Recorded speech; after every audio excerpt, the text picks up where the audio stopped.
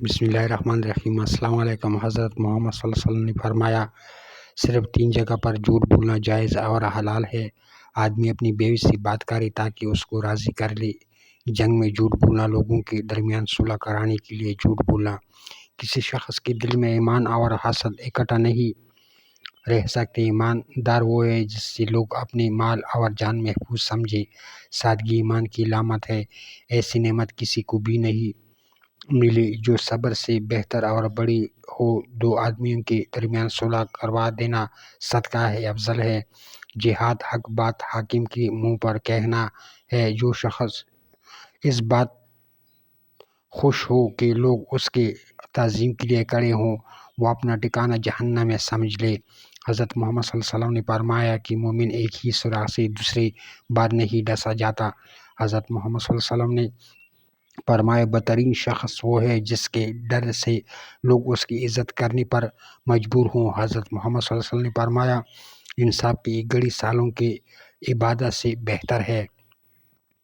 حضرت محمد صلی اللہ علیہ وسلم نے فرمایا، جس نے علم کا راستہ اختیار کیا اس نے جنت کا راستہ اختیار کیا۔ حضرت محمد صلی اللہ علیہ وسلم نے فرمایا، بازار سے اولاد کے لیے جو بھی لاؤ سب سے پہلی بیٹی اور پھر بیٹے کو دو۔ حضرت محمد صلی اللہ علیہ وسلم نے فرمایا، جہالت افلاس کی بدترین شکل ہے۔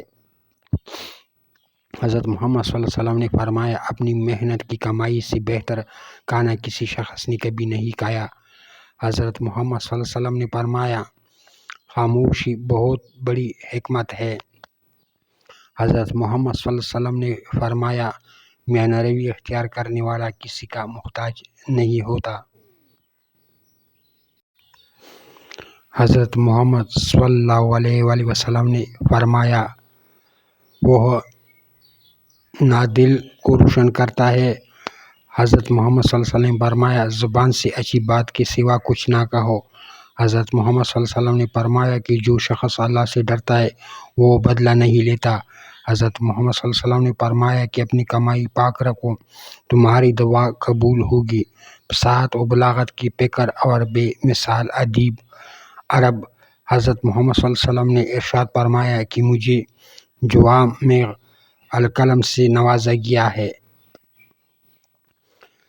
جس کا حاصل یہ ہے کہ آپ صلی اللہ علیہ وسلم چھوٹی سی عبارت میں بڑے وسیع معنی کو بیان کرنے کی قدرت رکھتے تھے۔ آپ صلی اللہ علیہ وسلم کے بے شمار خصوصیات میں سے ایک اہم ترین خصوصیت یہ بھی ہے کہ جس وقت آپ صلی اللہ علیہ وسلم پر پہلی وحی نازل ہوئی اور آپ صلی اللہ علیہ وسلم سے پڑھنے کے لیے کہا گیا تو آپ صلی اللہ علیہ وسلم نے ما انا بقارئ مکہ کر معذرت چاہی، لیکن اللہ تعالیٰ کی جانب سے ایسی خاص الخاص تربیت ہوئی کہ آپ صلی اللہ علیہ وسلم نے قول عمل کو رہتی دنیا تک اسوہ بنا دیا گیا۔ آپ صلی اللہ علیہ وسلم کی اقوال زرین سے مستفید ہونے والے حضرات بڑے بڑے ادیب و فصیح و مبلغ بن کر دنیا میں چمکے۔ آپ صلی اللہ علیہ وسلم کی زبان مبارک سے نکلے بعض جملے رہتی دنیا تک عربی زبان کے محاورے بن گئے۔ آپ صلی اللہ علیہ وسلم کی وعظ و نصیحت، خطبے، دعا اور رسائل سے عربی زبان کو الفاظ کے نئے ذخیرہ کے ساتھ ایک منفرد اسلوب بھی ملا۔